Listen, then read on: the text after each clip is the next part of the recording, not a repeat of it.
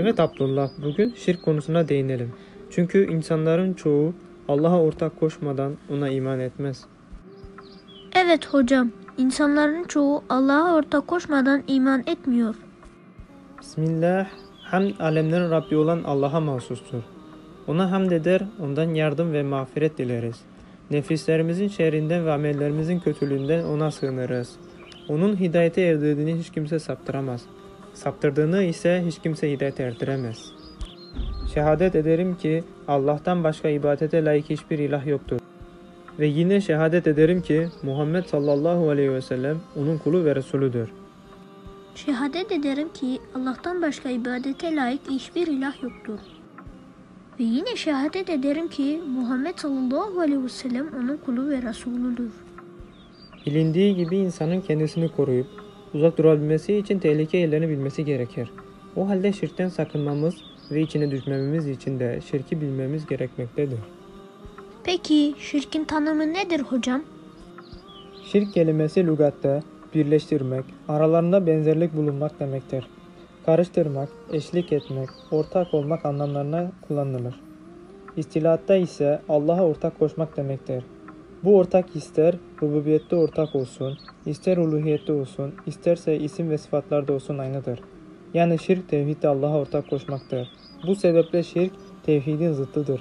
Zira tevhid Allahu Teala'yı birlemek, bir kılmaktır. Şirk koşan kişiye müşrik denir. Şirk küfürdür. Müşrik aynı zamanda kafirdir. Müşrik öldüğü zaman yıkanmaz, kefenlenmez, namazı kılınmaz, Müslüman mezarlığına defnedilmez. Evet Abdullah, rububiyetteki şirk nedir?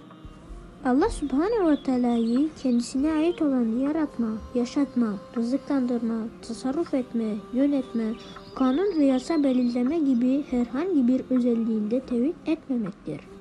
Uluhiyet şirki nedir Abdullah? Allah Subhanahu ve Teala'yı secde ve kurban kesmek gibi herhangi bir zahri ibadette yahut dua etmek ve sığınmak gibi herhangi bir kalbi ibadette, kısacası ibadet cinsinden herhangi bir şeyde tevhid etmemektir. İsim ve sıfatlardaki şirk nedir Abdullah? Allah Teala'yı El-Halik ve El-Hakim gibi isimlerinde, beka ve kudret gibi sıfatlarında tevhid etmemektir. Bunların kalp yahut dil ile ve yahut amel ile olması arasındaki fark yoktur. Yine bunlar cehaletle yahut başka bir sebeple olması arasında ikrah gibi şer'an geçerli bir özür olmadığı sürece fark yoktur. Şirk affedilmeyecek büyük bir günah mıdır hocam? Allahu Teala'nın haram kıldığı şeylerin en büyüğü şirktir Abdullah. Şirk, tevbe edilmediği takdirde affedilmeyecek büyük bir günahtır. Bunun dışında kalan günahlar ise affedilebilecek günahlardır. Şirkin altındaki günahları bağışlamak ise Allahu Teala'nın tasarrufundadır. Abdullah, bu konuştuklarıma dair bana delil verebilir misin? Allah Subhanahu ve Teala şöyle buyurmuştur. Allah kendisine şirk koşulmasını asla bağışlamaz. Ondan başka günahları dilediği kimse için bağışlar. Kim Allah'a şirk koşarsa büsbütün sapıtmıştır. Nisa suresi 116. ayet.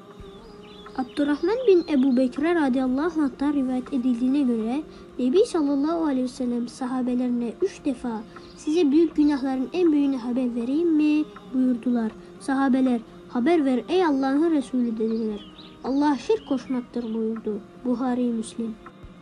Şirk tüm amelleri yok eder mi hocam? Şirk, insanoğlunun yapmış olduğu tüm salih amelleri silip süpüren pis bir ameldir.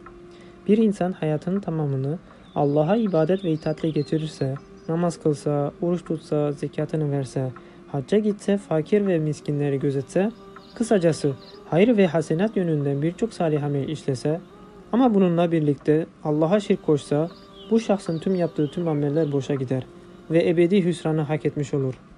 Abdullah, bu konuştuklarıma dair bana delil verebilir misin? Allah Subhanahu ve Teala şöyle buyurmuştur.